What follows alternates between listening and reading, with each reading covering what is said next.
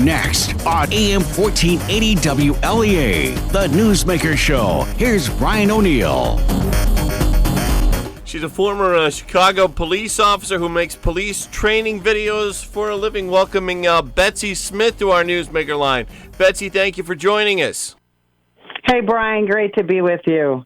Got to make the first question about New York City, Betsy Smith. You have protests outside the police department. You've got, $1 billion or more that's been cut in funding from New York City Hall to the police, to the NYPD. What do you make of it all? Well, I got to tell you, New York City is run by a petulant child for a mayor who really doesn't understand the legacy of New York and of NYPD. You know, New York and NYPD were held up to the rest of us in law enforcement as the model for how to take a crime-ridden city and bring it back so that property values rose and businesses flourished and tourism exploded. And now what's happening is all that's going to go away because Bill de Blasio is apparently incompetent as well as, frankly, just morally bankrupt. He doesn't seem to care about, not only doesn't care about his police officers, but doesn't seem to care about his city or his residents.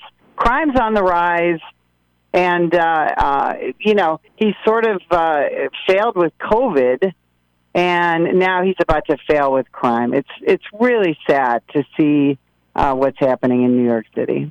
Betsy Smith, did you happen to catch the TV clips of what was going on in Seattle yesterday with the Chop Chaz situation?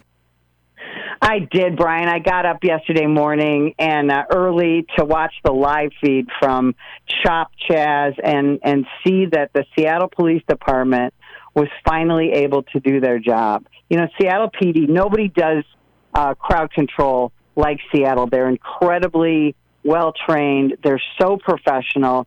And finally, Mayor Jenny let him go in there and dismantle the whole Chop Chaz situation because 4 people now have been murdered, including a 14-year-old child was murdered. Another 16-year-old was in the hospital, I believe. A 19-year-old was murdered.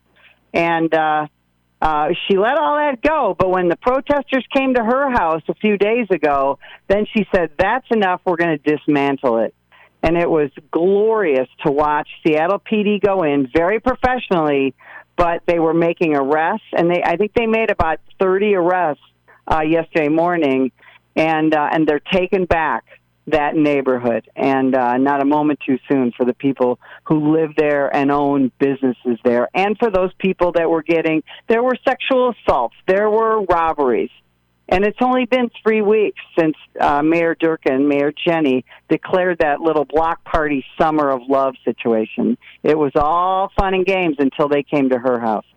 That's a valid point, if I ever heard one. What do you make of the Minneapolis city council members using taxpayer money to pay for security for city council members after disbanding the police? People must be getting weary of this liberal hypocrisy. And I think what you're going to see in Minneapolis, so we've got our 3 council members who keep getting death threats. So what do? They hire private security.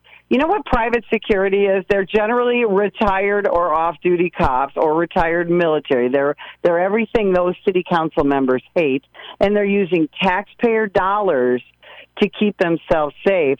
In the meantime, there's neighborhoods in Minneapolis. In fact, there's a particular neighborhood who vowed several weeks ago to not call the police. Well, now they have a drug-dealing homeless encampment, and now a young boy was sexually molested yesterday in that homeless encampment, and they were forced to bring in law enforcement to investigate it.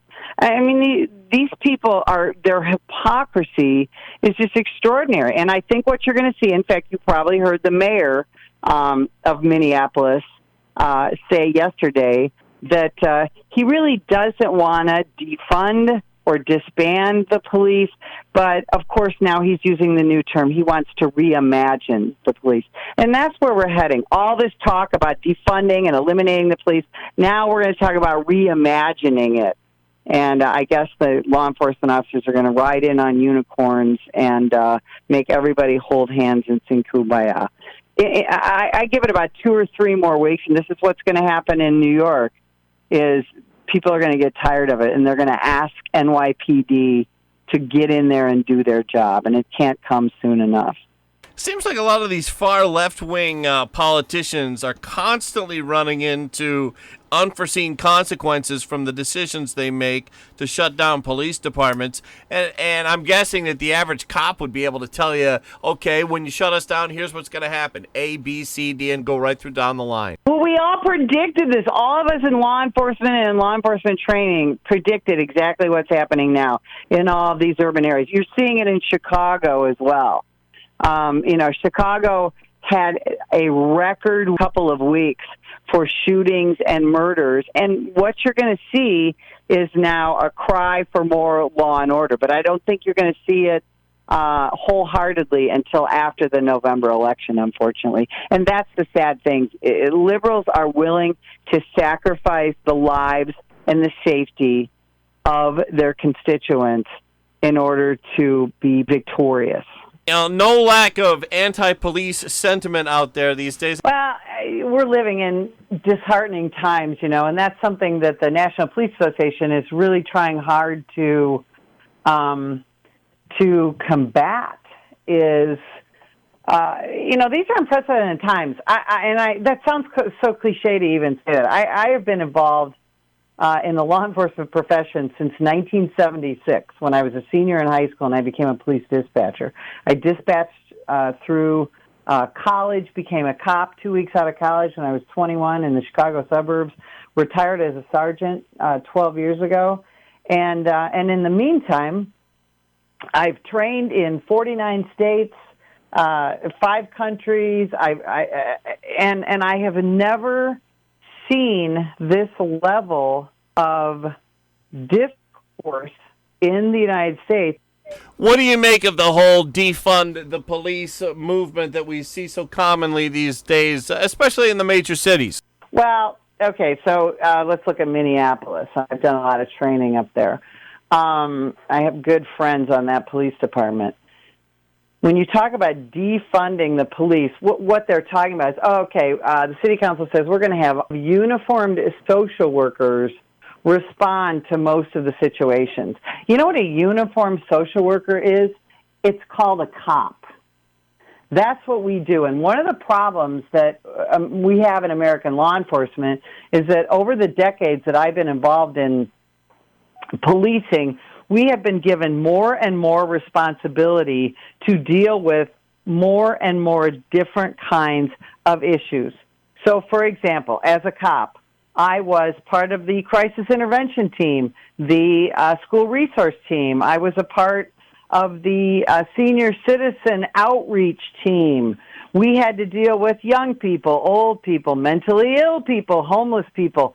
Cops are expected to deal with everyone who has some sort of issue in society. Plus, we're supposed to deal with violent crime, child molesters, do all the investigations, prevent crime. No one entity can do all of this.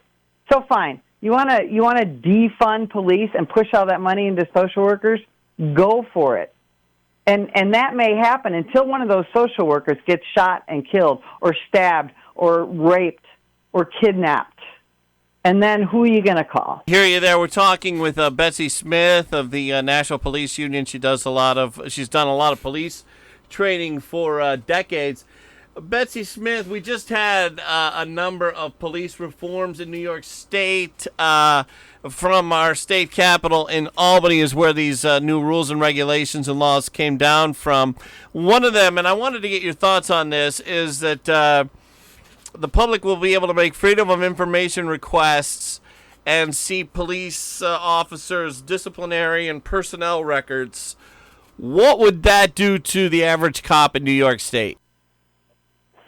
Well, it'll be devastating. I was a sergeant for a long time, so I would get complaints from the citizens. You know, this officer pulled me over, and the officer did this. They were rude. They were this. They were that. Most of those complaints are not sustained. So we hear this all the time. You know, this officer who, you know, for example, the officer in Minneapolis, you know, he had all these complaints. You can't find out whether those complaints were sustained or not. I'm 5'5", 120 pounds, and I've had several excessive force complaints that are in my file. Now, none of them were sustained, but if you look at my personnel file right now and you look at those complaints, people could say, oh, she's a brutal cop. People call, people come to the station, people lie. And we've got to understand that there's a difference between a sustained complaint and just a complaint. We also have to understand that, again, let's go back to doctors.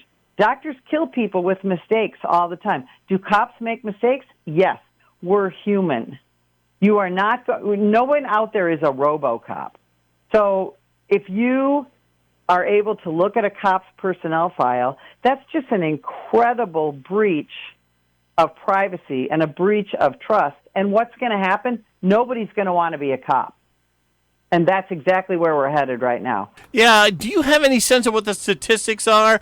Because I was talking to a local police officer who told me that he was in a police academy class where there were dozens of people, and now there's a lot less than that, he says. For the last 10 years, we have had a big problem in law enforcement in recruiting quality candidates. We've had to lower standards in some areas. And this all started with the Obama administration. And, you know, with 21st century policing and all that, there was such an anti-cop sentiment coming out of the Obama administration. That's probably a whole other show. But we've had this problem for 10 years now, trying to recruit and retain police officers. So now we're at a critical point in most organizations. And one of the things that we're suggesting now is these smaller agencies, they need to start recruiting not from their own community, but recruiting from from large urban areas. Urban cops need to get out. They need to move to smaller areas, red states, go places where they're going to be supported. And that's the problem you're going to have. And I think, and that's exactly what you're seeing at NYPD now. Is they're bailing. They're going to, you know, and that's the same thing that's happening with Chicago, Atlanta, L.A. You're not going to have anybody to be the urban police anymore. And that's a problem for the communities who depend on law enforcement to help keep them safe. Our congressman for this area, his name is Tom Reed. And Reed recently spoke out against House Speaker Nancy Pelosi. Reed says that Nancy Pelosi has legislation she's proposing where officers on the job, on duty, during arrests are supposed to call lawyers to ask for advice. Your thoughts on that scenario? Well, it's not logical. And, you know, Nancy Pelosi's not logical.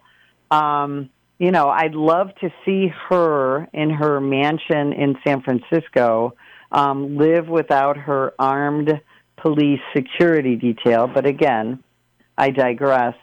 We cannot, policing is dynamic. One of the things that I would ask all politicians, and we've been asking this for a while now, is that they spend time, we ask this of the media as well, that they go on a ride-along with a local law enforcement officer. They see the dynamic nature of policing the public.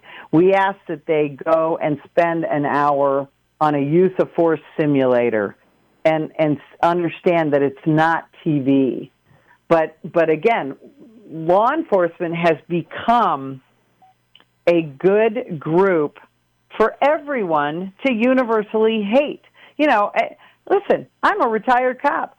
When I'm going down the freeway and a state trooper pulls in next to me or behind me and turns on those red lights, even I get a little locked up. I'm like, oh, no, am I going to get a ticket? What did I do? All that stuff. Right. Nobody's a big fan of law enforcement. So now, hey, let's universally hate the cops. And so that's what the politicians are doing. And this is a way for the left to try and separate those people who tend to lean to the right and be pro-Blue Lives Matter and all that, separate them from that ideology and try and bring them to the left. And that's what we're seeing now. This isn't about, this defund the police. This doesn't have anything to do with safety. It has to do with control. And if you can get people to hate your law enforcement officers, you can start to take control of them. And that's what we're seeing.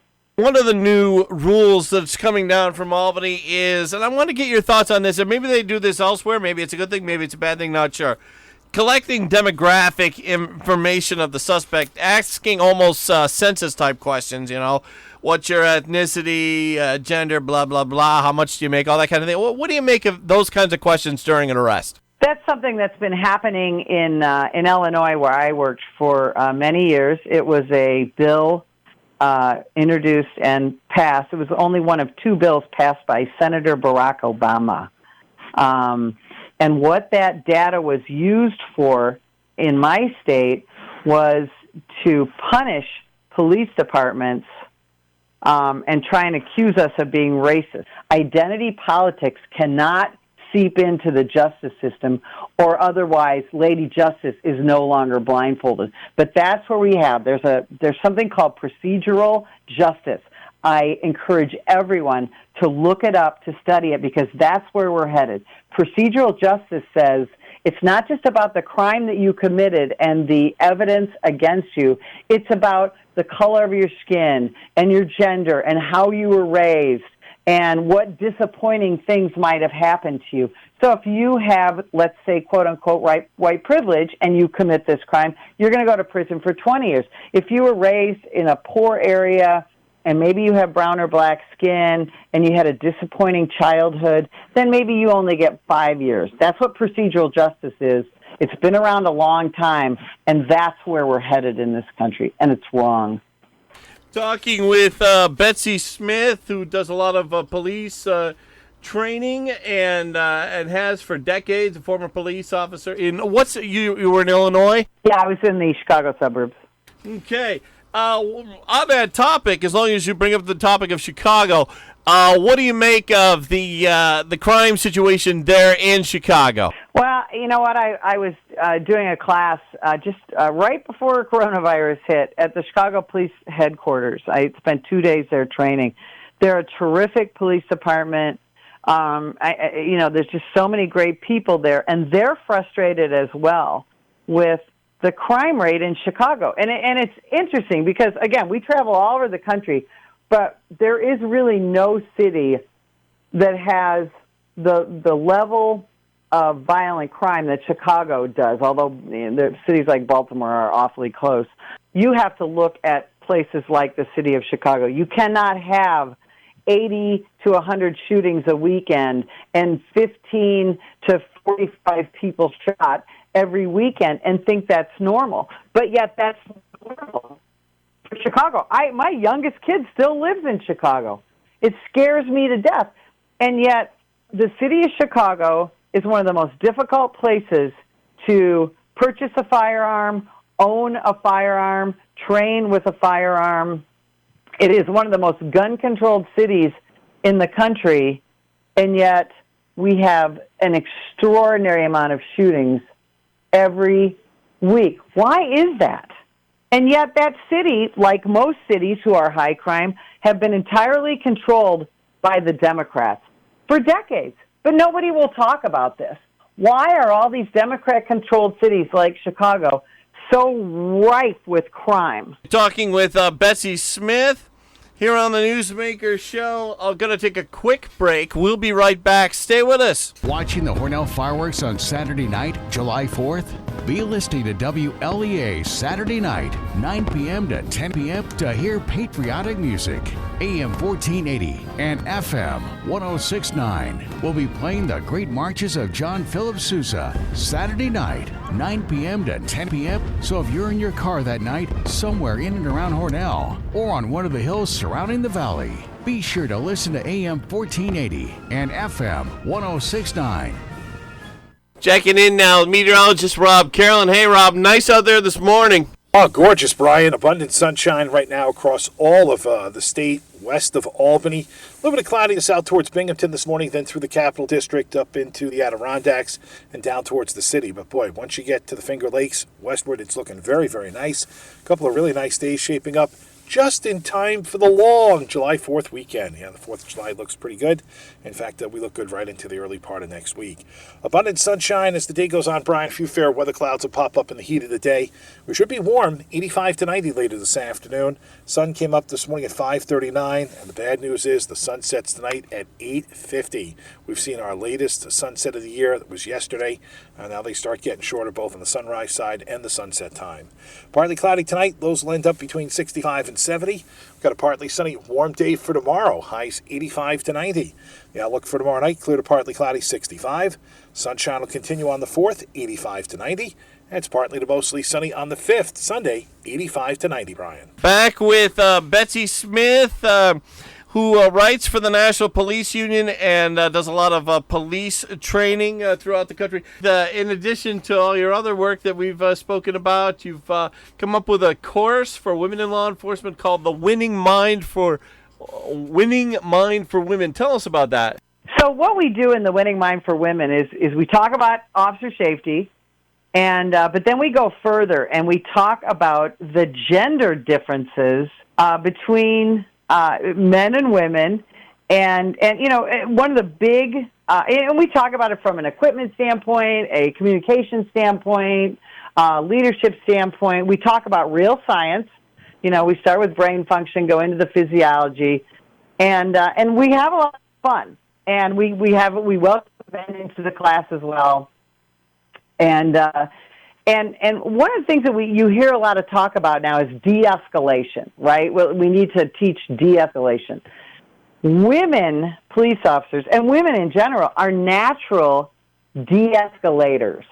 It was very common for me as a law enforcement officer to be, talking to somebody, getting ready to arrest them, and as a woman, I was able to talk them into a set of handcuffs much easier than, say, a man could, because women are just natural communicators. So we teach women how to exploit that, and also how to teach it to each other and how to teach it to men.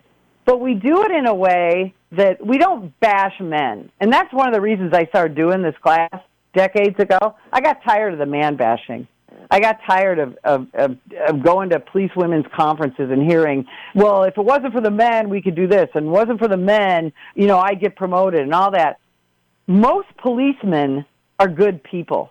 They put on a badge and a gun, just like I did, and they go out there and risk their lives, just like I did, to take care of their communities. I'm so tired of the man bashing, but if we don't recognize that there are two sexes, men and women, and we're very often very different, we're never going to get along. So that's what we talk about, and we have a great time.